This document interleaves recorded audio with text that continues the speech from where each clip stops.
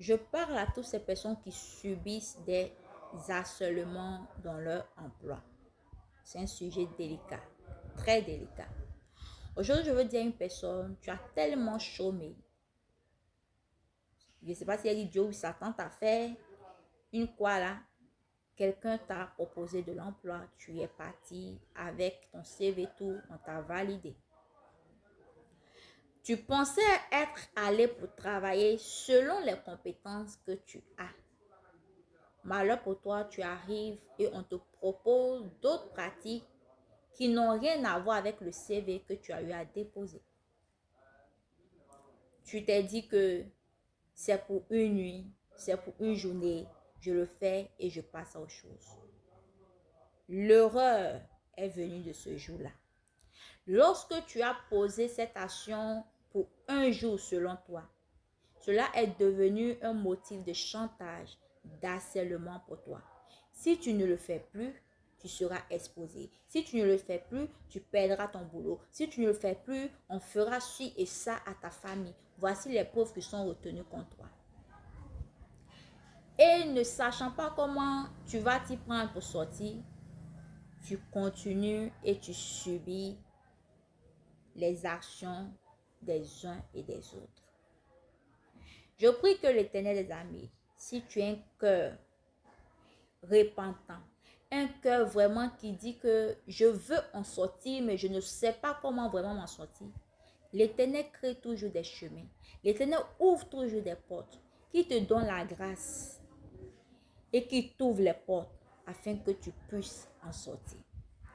Maintenant, à ces employeurs-là qui regardent à la situation des gens parce qu'ils ont longtemps vécu dans la misère, ils ont tellement été humiliés, n'ayant pas un emploi, ils ont tellement subi des choses.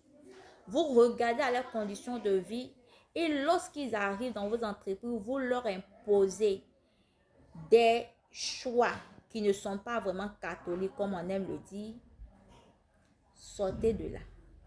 Arrêtez cela. Dieu, il est compatissant, il est miséricordieux pour nous tous. Quand nous prenons conscience de nos actes que nous posons qui ne sont pas bien, il finit tôt ou tard, par nous pardonner. Même si en un temps soit peu, nous subirons les conséquences de nos actions, mais il nous pardonne. Repentez-vous et que Dieu vous pardonne. Repentez-vous, parce que si vous ne le faites pas et que vous persistez dans vos mauvaises actions, chacun aura toujours le salaire de ses actes.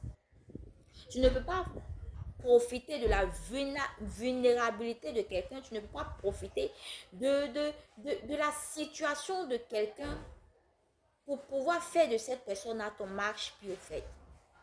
Des personnes à qui vous avez imposé le choix de tu sors avec moi ou tu perds ton boulot. Tu couches avec tel ou tu perds ton boulot. Quand la personne a couché avec vous une fois en passant, c'est devenu, vous avez pris cela comme des preuves. Si tu ne le fais pas, ta unité sera exposée. Si tu ne le fais pas, ceci va t'arriver. Si tu ne le fais pas, quand vous vous comportez de la sorte, est-ce que vous avez encore le cœur humain que Dieu a donné à chacun de nous? Sortez de là.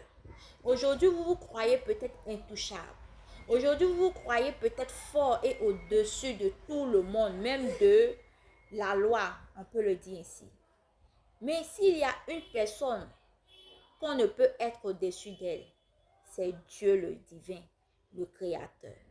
Alors quand tu poses tes actions sur terre, pense à demain. Le problème n'est pas de poser les actions, mais c'est arrivé un moment de se dire que j'ai emprunté le mauvais chemin. Il faut que ça cesse. Il faut que j'arrête. J'appelle à tous ces employeurs qui ont fait de leurs employés des objets sexuels, des objets je ne sais pas quoi, qui les ont mis dans des gouffres.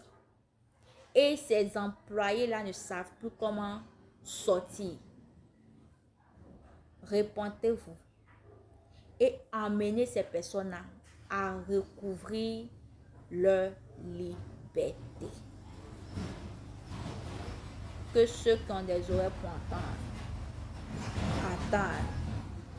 Que Dieu vous bénisse et qu'il vous bénisse abondamment.